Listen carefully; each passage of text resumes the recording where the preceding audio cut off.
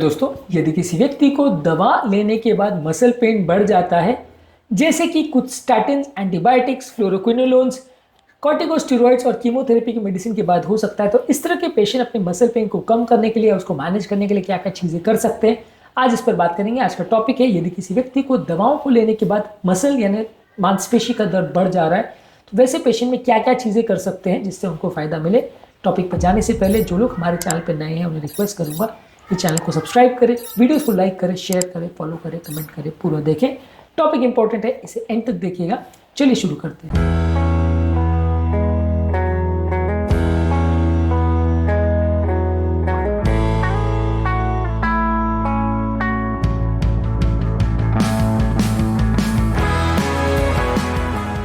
सबसे पहले आपको कौन सी दवा से हो रहा है ये इसको आइडेंटिफाई करना जरूरी है। इसको हमने ऑलरेडी एक सेपरेट वीडियो में डिस्कस किया है। ज़्यादातर स्टैटिन जो कि कोलेस्ट्रॉल कम करने के लिए दी जाती है, जैसे अटोरवास्टैटिन और सिम्वास्टैटिन, फ्लोरोक्विनोलोन एंटीबायोटिक जैसे सिप्रोफ्लॉक्सासिन और लिवोफ्लॉक्सासिन, कॉर्टिकोस्टेरॉइड्स जैसे प्रेडनिसोलोन, डेक्सामेथासोन, इम्यूनोथेरेपी वाली मेडिसिन जैसे इंटरफेरॉन और कीमोथेरेपी, ये मेडिसिन के इफेक्ट से ज़्यादा हो सकता है। तो आपको सबसे पहले जानना जरूरी है कि इनमें से कोई मेडिसिन आपको चल रही है कि नहीं।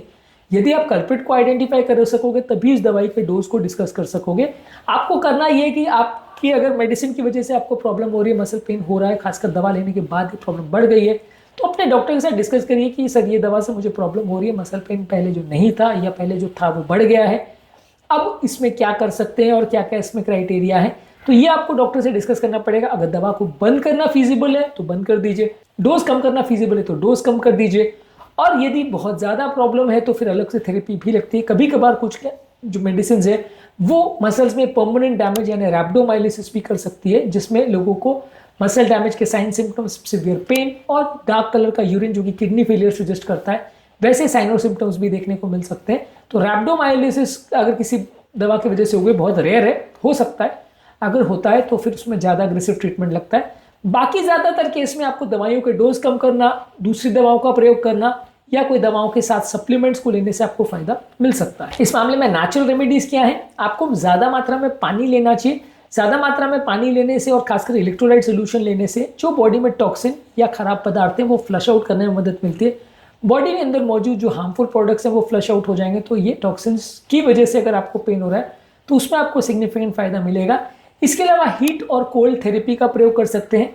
हीट में आप इस एरिया को वार्म कंप्रेसेस द्वारा गर्म कर सकते हैं, हीटिंग पैड का प्रयोग कर सकते हैं जिससे मसल्स रिलैक्स होंगी, या आइस से सिकाई कर सकते हैं, बर्फ से सिकाई कर सकते हैं, इससे आपका सूजन कम होगा।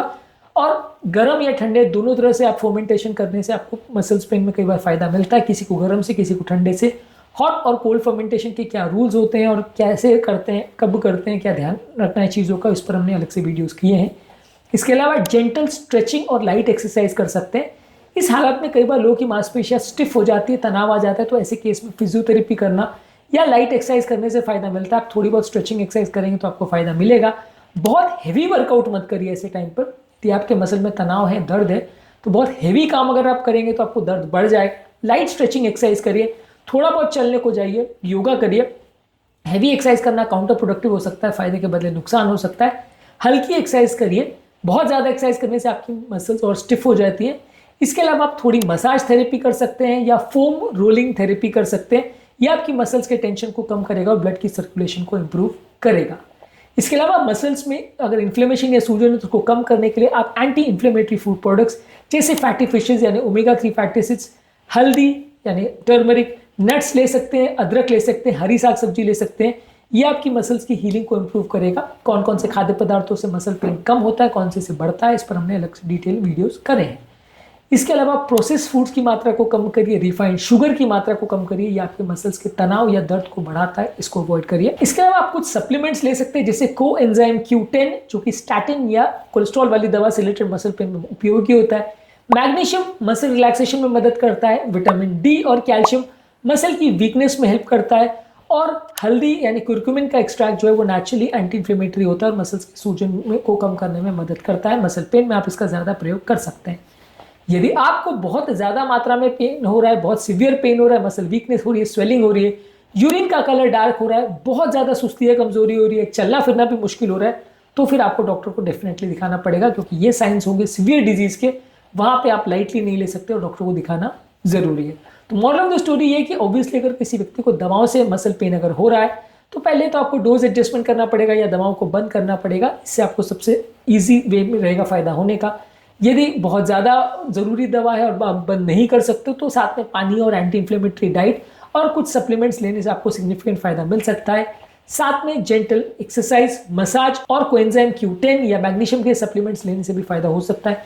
यदि बहुत सीवियर पेन हो और यूरिन का कलर अगर डार्क हो रहा हो तो ऐसे केस में डॉक्टर को दिखाना जरूरी है, क्योंकि ये डेंजरस बीमारी का साइन हो सकता है और ऐसे में आपको खतरा हो सकता है। तुरंत डॉक्टर को दिखाना आवश्यक है।